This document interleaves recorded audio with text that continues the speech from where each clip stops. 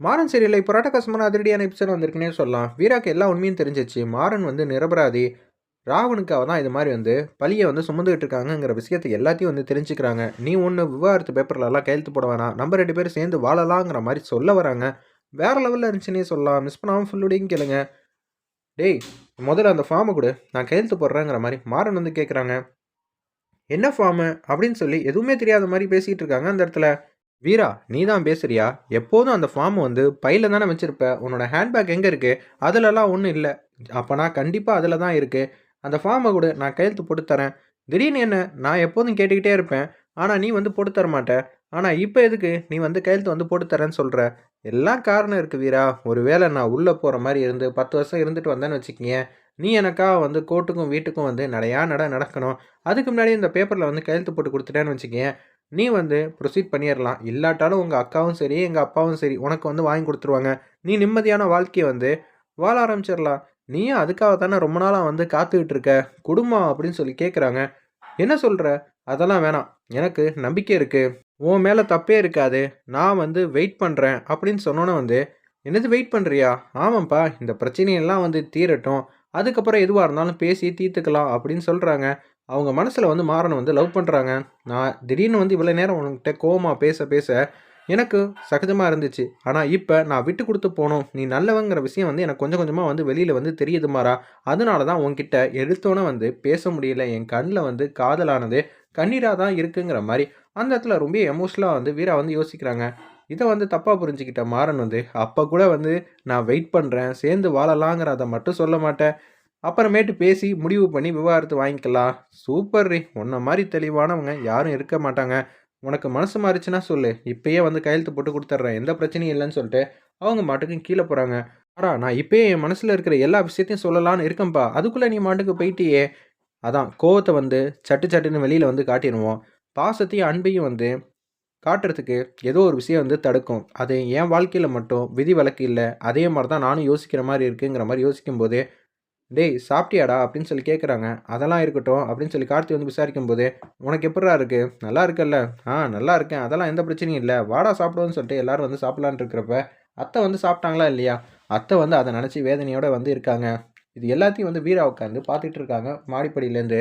மாறன் எப்படி வந்து பேசிட்டு இருக்காங்கிற விஷயத்தெல்லாம் வந்து தெரிஞ்சுக்கணும்னு நெனைக்கிறாங்க. இவ்வளோ நாளா வந்து மாறன வந்து ஒரு விரோதியா தான் பார்த்துட்டு இருந்தாங்க.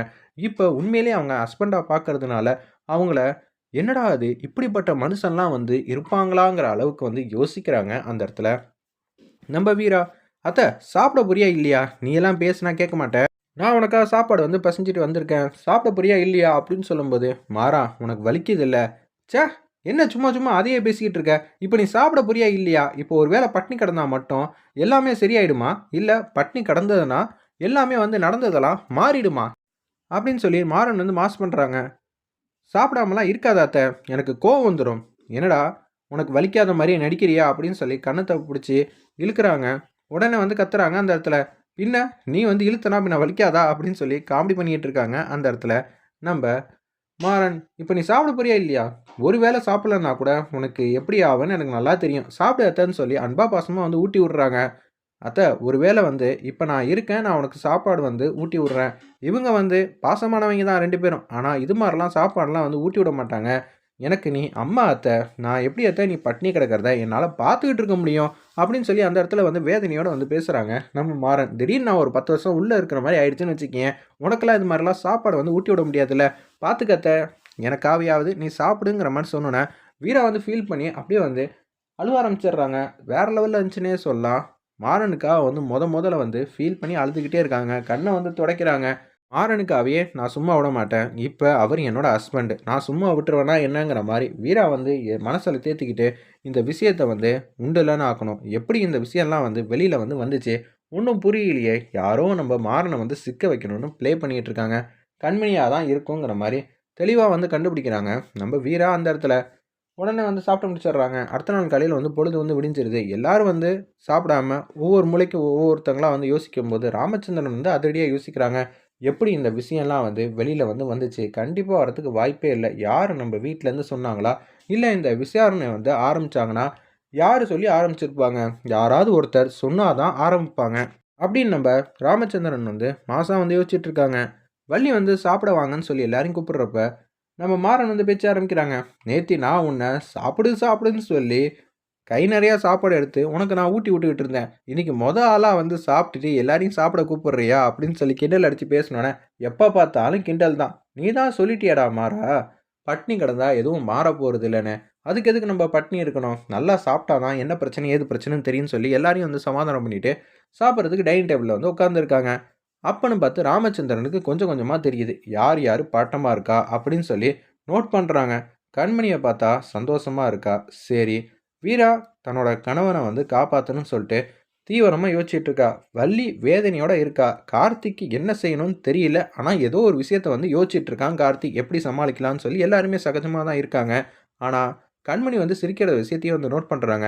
ராகவன் வந்து சுத்தமா வந்து சாப்பிடல அப்படின்னு சொல்லி அந்த விஷயத்தையும் யோசிக்கிறாங்க. இவன் எதுக்கு இவ்வளோ பட்டமா இருக்கான் அப்படின்னு சொல்லி யோசிக்கும்போதே, "அண்ணே எனக்கு ஒரே ஒரு சந்தேகண்ணே" அப்படின்னு சொல்லும்போதே, எப்படி இருந்தாலும் கண்மணி இல்ல வீரா, இல்ல அவங்க அம்மா வந்து முத்துலட்சுமி இந்த 3 பேரும் வந்து நேரடியா அந்த அதிகாரிய பார்க்கும்போது தான் பிரச்சனை இருக்கா இல்லையா? இது மாரிலாம் நடந்திருக்கு. நீங்க தான் கண்டுபிடிச்சு தரணும்னு சொல்லணும். ஆனா இவங்க 3 பேரும் சொல்றதுக்கு 100% வாய்ப்பே இல்ல. அப்படி இருக்கிற சிச்சுவேஷன்ல எப்படி இது எல்லாம் வந்து செயல்பட்டுட்டு இருக்கு? யாருமே சொல்லாத ஒரு விஷயத்த இவங்கலாம் வந்து எடுப்பாங்களா? என்னண்ணா இது காதுல வந்து பூ வைக்கிற மாரி இருக்கே! அப்படின்னு சொல்லி கேட்கும்போதே, "என்ன வள்ளி வர வர வந்து வேற லெவல்ல ஆயிட்ட போல இருக்கு. கிச்சன்ல வந்து சூப்பரா சமைச்சுக்கிட்டு இருந்த. இப்ப பாயிண்டெல்லாம் வந்து தூளா எடுத்து குடுக்குற. டேய் சும்மா நில்றா! எப்ப பார்த்தாலும் உனக்கு காமெடியா?" அப்படின்னு சொல்லும்போது, வீராக்கு ஏதோ ஒரு லெட்டர் வந்து வருது. அத வந்து படிச்சு பார்க்குறாங்க. திருப்பியும் வர சொல்லியிருக்கிறாங்கங்கிற விஷயத்த எல்லாத்தையும் வந்து பார்த்துக்கிட்டு இருக்காங்க. ஒரு பக்கம் கார்த்தி வந்து கரெக்ட்டா கேட்குறாங்க. அந்த அதிகாரிகிட்ட, "நீ எதுவும் வம்பு பண்ணியா?" அப்படின்னு சொல்லி கேட்கும்போது, "இப்ப தான்டா அவர நான் மொதல்ல வந்து பார்த்தேன்" அப்படின்னு சொல்லும்போது, "அப்புறம் எங்கேருந்துடா இந்த பிரச்சனைய வந்து ஆரம்பிச்சாங்க?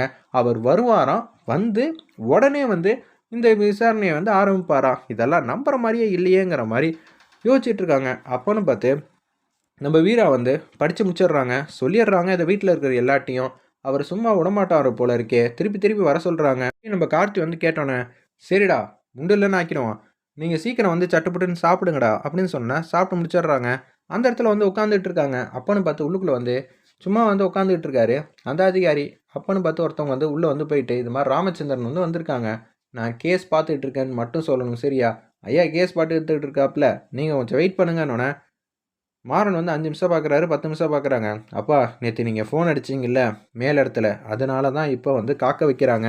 அப்படின்னு சொல்லி அந்த இடத்துல செம கோவமா வந்து இருக்காங்க. நம்ம ராமச்சந்திரனும். மாறன் சொல்ற விஷயம்லாம் உண்மதான் மாமா அப்படின்னு சொன்னோனே, ஒரு பக்கம் அந்த அதிகாரி வந்து வந்துடுறாங்க. "என்னய்யா ராமச்சந்திரன் வந்திருக்காங்கன்னு சொல்ல மாட்டியா? ராமச்சந்திரன் வரப்போறாங்கன்னு தானே நீ சொன்ன. அதனால தான் நான் உள்ள பேப்பர் பார்த்துக்கிட்டு இருந்தேன்." அப்படின்னு சொல்லும்போது, எப்படியெல்லாம் சமாளிக்கிறாங்கன்னு பார்த்தீங்களா? சரி, எதுக்காக எங்கள வர சொன்னீங்க? திருப்பியும் முதலேருந்து ஆரம்பிக்க வேணாமா? நான் வந்து இந்த விசாரணைய வந்து ஆரம்பிச்சிருக்கேன். நான் கூப்பிடுறப்பலாம் நீங்க வந்து தான் ஆவணும். முன்னாடி என்னென்னமோ சொன்னீங்க. நான் முறைப்படி தானே எல்லாமே செஞ்சுட்டு இருக்கேன் அப்படின்னு சொல்லும்போது, எதுக்காக திருப்பி இந்த மாரிலாம் பிரச்சனைய முடிஞ்ச பிரச்சனைய வந்து ஆரம்பிக்கிறீங்க?